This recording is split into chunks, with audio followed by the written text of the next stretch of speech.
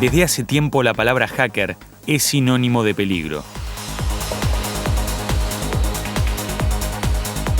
Un hacker creó un virus informático capaz de apoderarse de las cámaras web de sus víctimas con el objetivo de espiarlas. Bill Gates sufrió el ataque mediante internet de un hacker que difundió los números y códigos de sus tarjetas de crédito. Según los investigadores, José duplicaba las páginas web de bancos online.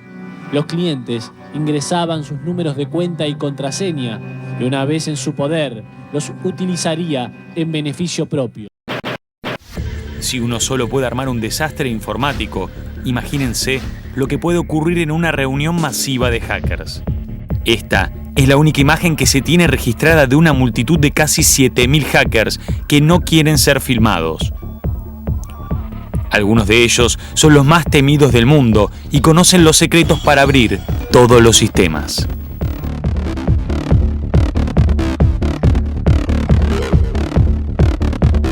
Las Vegas, la ciudad del pecado, recibe a la conferencia más temida y respetada del mundo de la tecnología. Te mostramos a Defcon, el otro lado de la informática.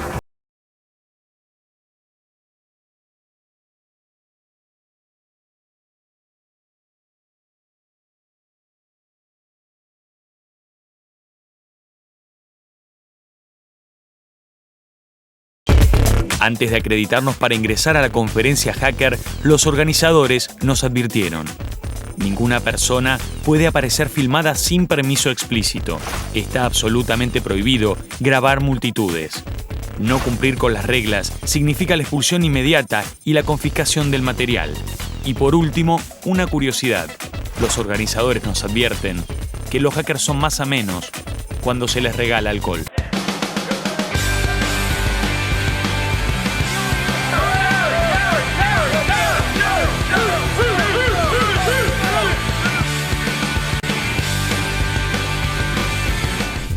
Charlas sobre cómo obtener una nueva identidad, charlas sobre cómo abrir una caja fuerte, pero también charlas sobre cómo encontrar las fallas de los sistemas para poder compartirlas y hacerlos más seguros. Esas son solo algunas de las cosas que pasan en Defcon. Esta es una de las primeras exposiciones que nos llama la atención. Un hacker explica el funcionamiento de las tarjetas que abren la puerta en los hoteles.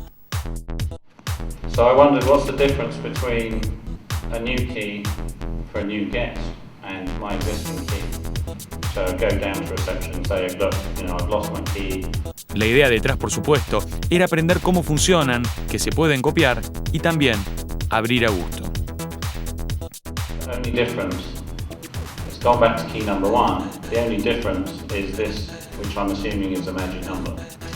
Now this particular manufacturer claim on their website that these locks are impregnable because they have a gazillion bit number that's impossible to get.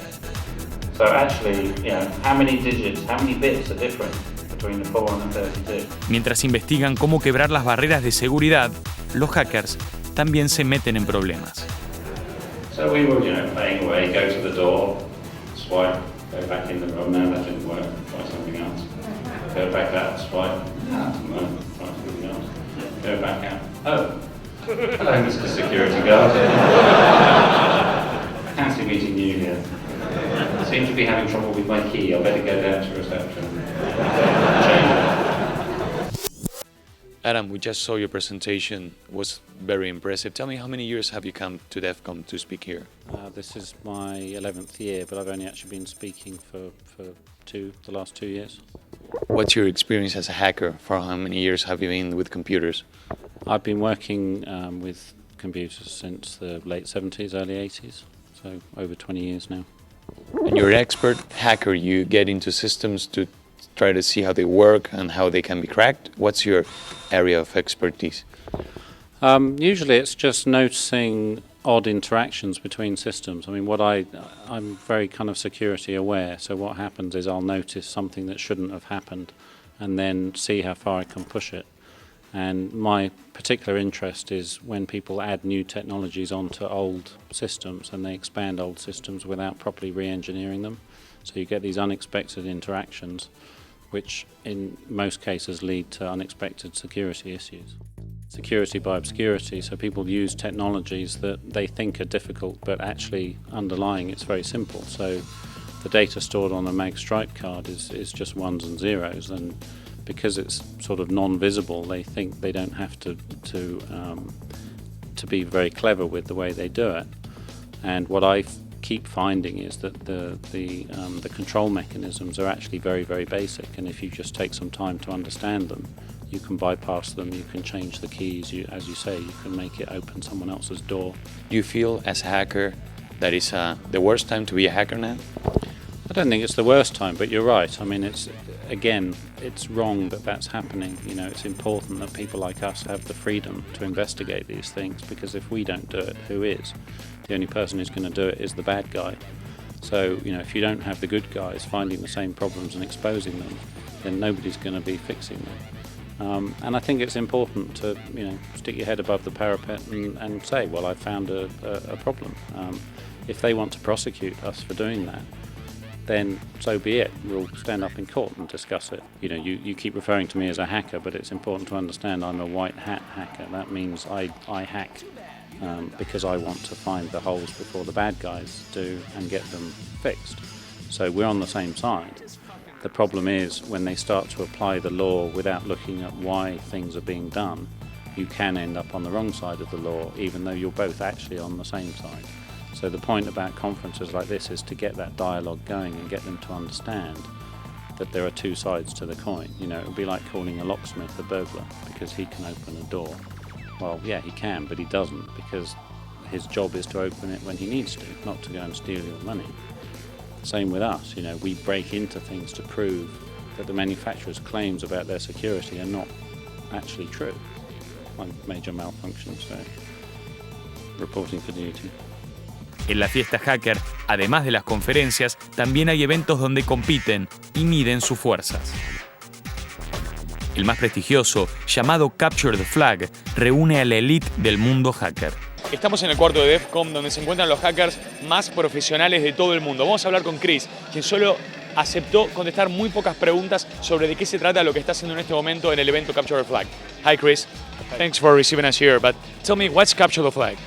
Capture the Flag is a computer network security exercise in which every team has a job of both attacking and defending a server on the network. How is it going this far? We're having a bit of a tough time. We hope to do some work overnight that will maybe get us back in the game, but we've had some bad luck, and I'm afraid not going as well as we'd hoped. Why many of them just don't want to show their faces or just don't be on camera? Yeah, some prefer to remain anonymous. Some prefer, not to be out in the open with what they do. Some prefer just to enjoy Defcon and not spend the entire conference in front of a computer screen. Dr. Gonzo, uno de los organizadores, aceptó contarnos sobre el funcionamiento del evento, solo si preservábamos su identidad. What do you need to get here? So each of the teams has to qualify to get here and play in the Defcon game, or in the Capture the Flag game here at Defcon, and that means that basically the teams have to do a qualification round, which occurs months ahead of time. So for this competition, we did a qualifier about 3 months ago, and the qualifiers are basically a weekend event where we start on a Friday night around 10 p.m. and it runs straight through until midnight on Sunday. These guys over here are the best hackers in the world? Absolutely, yeah. The folks here are the best hackers in the world. I mean, the group that runs this competition, we are continually impressed each year by the skills that are displayed by some of the teams that show up.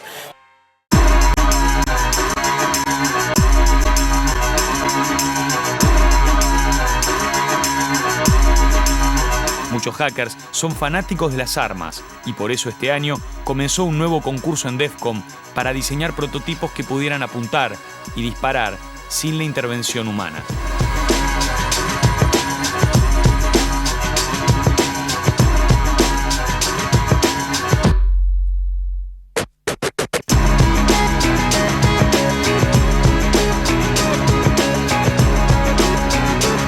El otro evento principal en Defcon es el Lockpicking Contest, que consiste en abrir lo más rápido posible las cerraduras más complejas.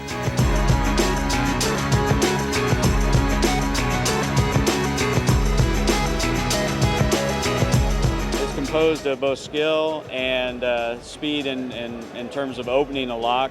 We're in our finals right now, and what these guys are doing is they're trying to open this door by picking 3 locks with manual lock picks, and not using any of those magical toys that are out there today, but using manual lock picks, getting through the padlock, getting through the deadbolt, and getting through the doorknob. How hard is it? Well, these are turning out to be fairly difficult locks, even though they were bought with the intention of being fairly easy. So that means the manufacturers are getting smarter on the locks as well. Our winner looks like it took about 26 minutes to open 3 of the locks. What's the prize? The big prize is the black badge. La chapa negra es el máximo honor que puede portar un hacker en la conferencia. Significa que se destacó en alguna de las pruebas y que podrá volver siempre sin pagar la admisión. Desde hace algunos años el FBI organiza su propia charla dentro de Defcon. Ahí los hackers se acercan a conocer a los agentes de la agencia y también a escuchar ofertas laborales. Good evening, Dave Thomas from the FBI. This reminds me, growing up in the state of Tennessee, this reminds me of a large-scale tent revival. So if any of you feel the power and the spirit moving you, we're empowered to take confession 24 hours a day. So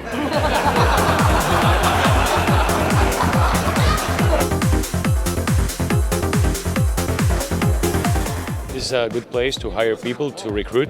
absolutely, there's good people here. There's people here, and that's another good reason why we come, because we need people with the types of skills that they have, and we certainly recruit at every venue. How do you feel being around hackers?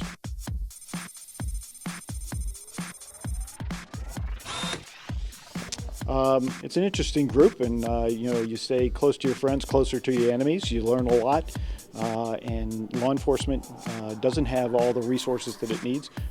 And we're here gathering intel. We're here looking for good people to come to work for us who haven't broken the law yet.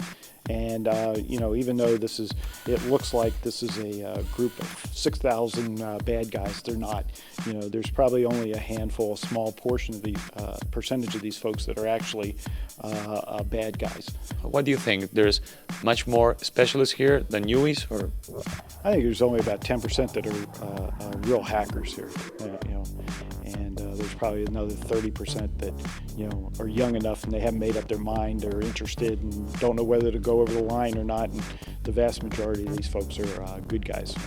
Have you ever suffered any attacks from Argentina? Absolutely. So in the scope of international hackers, our hackers, how are they rated? We don't rate them. They all suck. That wasn't a challenge, by the way. Don't come after us now. Todos los años los hackers juegan en Defcon a Spot the Fed o a encontrar al agente federal. Un divertimento que consiste en ubicar a los agentes del FBI y las agencias de inteligencia que se cuelan para espiarlos. Este año, además de buscar nuevos talentos, las agencias de seguridad propusieron un juego inverso. Encontrar a los principiantes entre los hackers, aquellos aspirantes sin talento, a los cuales despectivamente sus pares llaman lamers. Number 2, have you ever participated in a Star Trek marathon? No, sir, I'm a Star Wars fan. Number 5, have you ever gone to a family reunion to pick up checks? Number 6, you live in your parents' basement. Ahora llega el momento de la votación y los hackers tienen que decidir quién es el principiante. Number 3.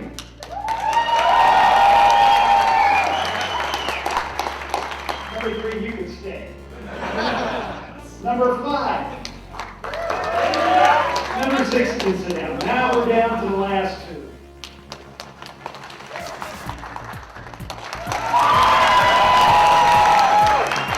Al encontrar al principiante, lo condecoran con un regalo algo particular. And a free vacation.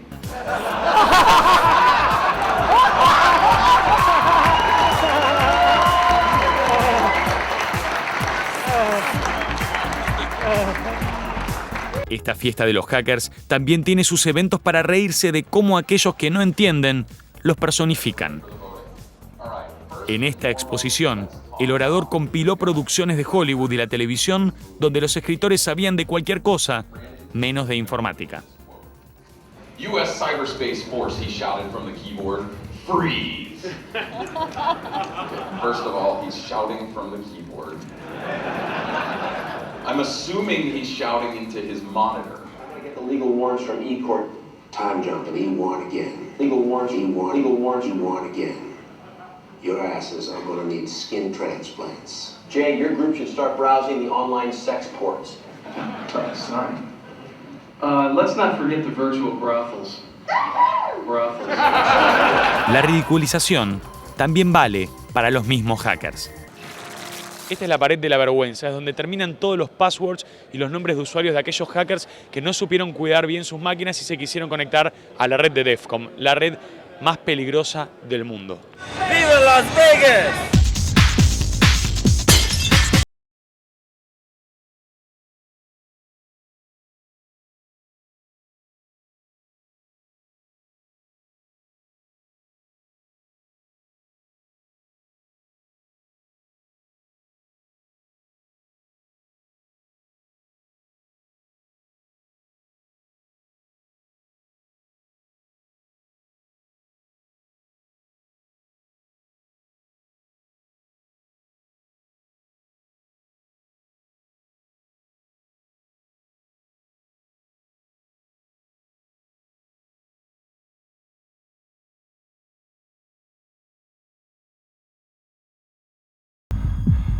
Aunque el espíritu de la conferencia apunta a compartir información sensible, muchos hackers rechazan el estereotipo que se construyó alrededor suyo en los medios.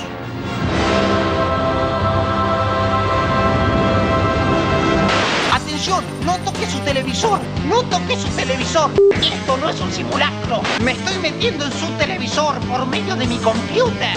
Porque yo soy hacker. ¡Basta de programas aburridos! ¡Basta!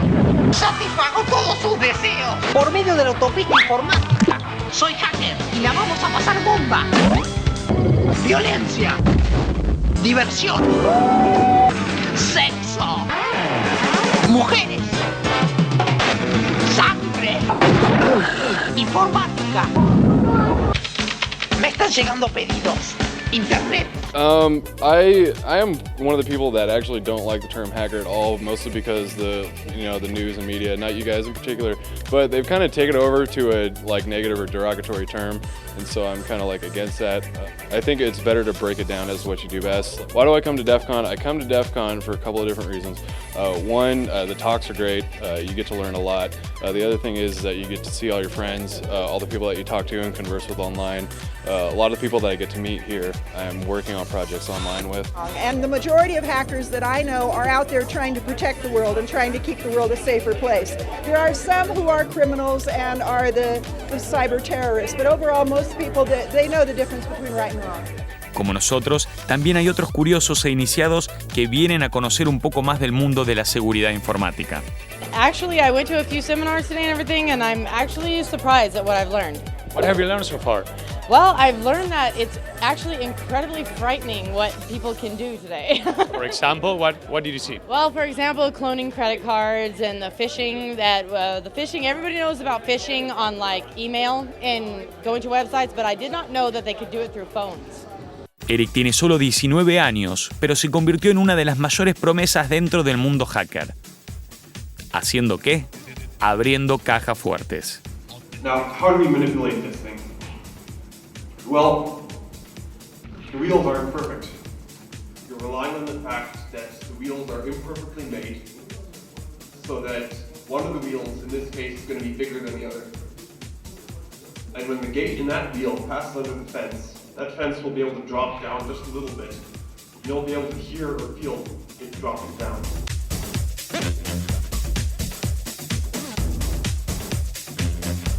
For how long have you been cracking safes? Well, I haven't been cracking safes very long, compared to how long I've been picking locks. Computer conference, but also has a lot of movements regarding picking locks and safes. Why is that? Well, locks, safes, they're all puzzles of some kind. Computer program, to break into a computer program, find a new vulnerability in a safe or find a new vulnerability in a computer program is intellectually more or less the same thing. You know, the difference is that we're working with mechanical components and they're working with electronic or, you know, software components. It's a battle of wits. It's you versus the guy that designed it. Or you get to open all the locks that you got in front. I actually have 2 locks in my bag that nobody in the world can open at the moment. You plan to make locks in the future that no hacker can open? I don't think anyone can ever say that they make locks no one can ever open. You can make locks that no one knows how to open, no one knows how to begin to think about opening. But you can't say that no one in the future will ever come up with an idea to open that lock. There's never say never, at least at Defcon. Exactly. Pero tanto pánico, locura, alcohol y computadoras en Las Vegas tienen un responsable. Es este, más conocido como la Tangente Negra, el fundador de la conferencia. I was supposed to help a friend organize a party. Then all of a sudden, his family moved out of the town, and I was left holding the bag. I had to organize the party by myself. So once that happened, I decided to go crazy, invite all my friends, all the pirates and hackers and freakers I knew, and throw it in Vegas. I'd never been to Vegas, and I figured if it failed, I could sit by the pool and have a pina colada. Tell me about the scene. What do you remember about it? It was a kind of a really strange, maybe 110 people. We had just one room, and we'd invited a bunch of security experts and just whoever showed up. And so we got civil libertarians and attorneys, and we got hackers, freakers, we got criminals. I mean, we got everybody together. And they just all sort of found out and heard about it just randomly. How old were you then? I was about right out of college. I was about 22, I think, at the time. And I was working a full-time job out of college and organizing Defcon. Do you consider yourself a hacker? In which way, in which sense? Yeah, back then I was much more of a hacker. Now I guess I'm more of a security professional. You know, it's like I've kind of explored the hacking world, kind of know all the players and how it's done. And a lot of things have changed. You know, back then there weren't really a lot of laws against anything. You know, phone systems, a lot of them were new, the internet was new. There's a lot of stuff that was just pure exploration. But now you don't have to do a lot of that. You can just buy books and read about it online. And so a lot of the original incentives are gone, you know. En Defcon, por supuesto, hay tecnología de computadoras y, cómo no, no iba a haber un argentino. Siempre hay un argentino. Norberto, contame un poco, ¿hace cuánto llegaste acá? Llegamos hace una semanita casi. Hay gente que dice que son los más peligrosos del mundo, que se reúnen acá. Sí. ¿Vos estás de acuerdo? Sí, hay gente que es peligrosa. De hecho, prender una notebook acá es un peligro. Es de verdad un peligro. Así que no, hay gente muy grosa. Varias charlas de estas personas estaban mostrando unas técnicas que en mi vida me hubiera imaginado que iban a ser posibles y bueno, lo mostraron en vivo, de verdad. ¿En qué estado estamos los argentinos en comparación a lo que vemos acá?